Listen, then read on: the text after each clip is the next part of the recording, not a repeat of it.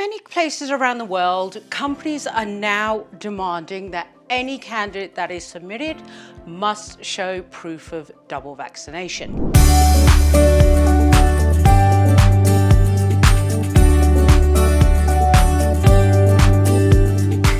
Hi, I'm Suki from Professional Selection. Welcome back to my channel. If this is the type of content that is going to be of interest to you, make sure you hit subscribe and like. So, a lot of companies, a lot of countries are now demanding that when we as an industry are presenting a suitably qualified candidate to a company for a particular job, we must also submit proof of vaccination. Just like, for argument's sake, if you're supplying drivers, you've got to show a driving license.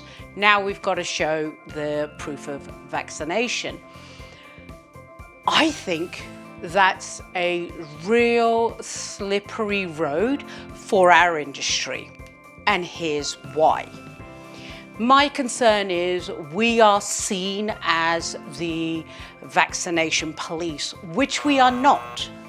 So there's a couple of things we need to do as an industry, you as an employer, as an individual, and I think it's going to boil down to communication. First of all, from the client perspective, when they are demanding that we show proof of vaccination, we need to understand the why behind it. Now, again, it's beyond the scope of this particular video, but depending on what sector and vertical you're working in, your individual may actually be able to work 100% remote. In that case, do you really need to be asking the individual for proof of vaccination? So from the client perspective, it's understanding the why. Communication from a candidate perspective is just as critical, because ultimately that candidate needs to understand that is not us. That is not a step we have put into place. That is something that is being dictated by the hiring company. So I think it's really important that we're doing our piece to educate our candidates that it's not us. Where's the third piece of communication here? That is us ourselves, internally, the languaging we're using, the messaging we are sending. We have to be very, very careful as individuals. We are not projecting our own conscious and unconscious biases into the hiring process, onto the candidate, into the client. And what do I mean by that? We cannot, as a business, insist on every single candidate showing us their proof of vaccination. Now, I'm going to kind of backpedal and contradict myself slightly here. You can, but you won't have much of a business left, okay? Because you will have shrunk your potential clients and candidates to a really small pool of people. So I don't think, as an industry, we should be projecting our personal beliefs into the hiring process.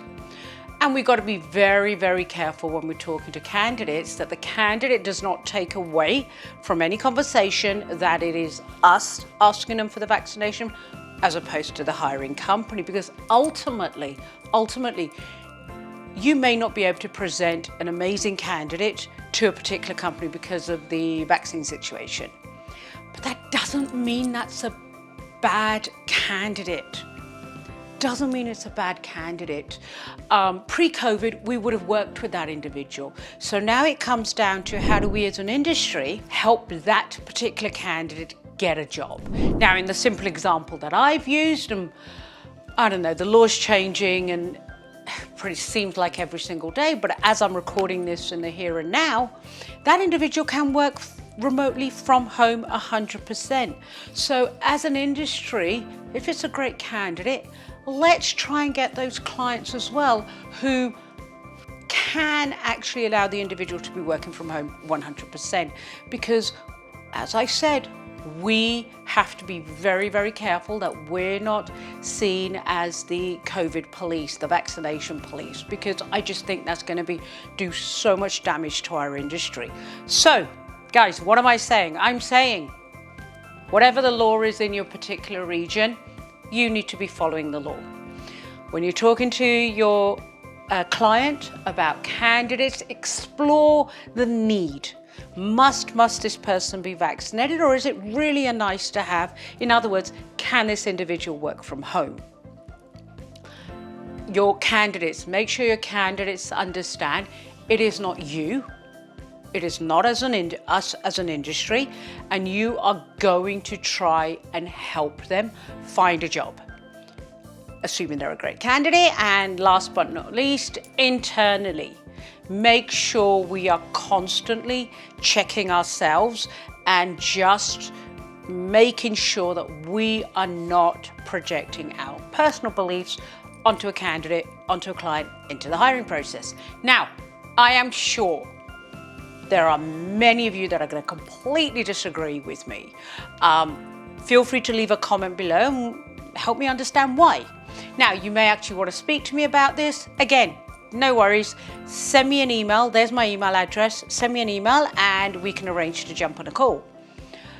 If this is a type of content that is of interest to you, remember to hit subscribe and like, and you'll get notified every time I upload a new video.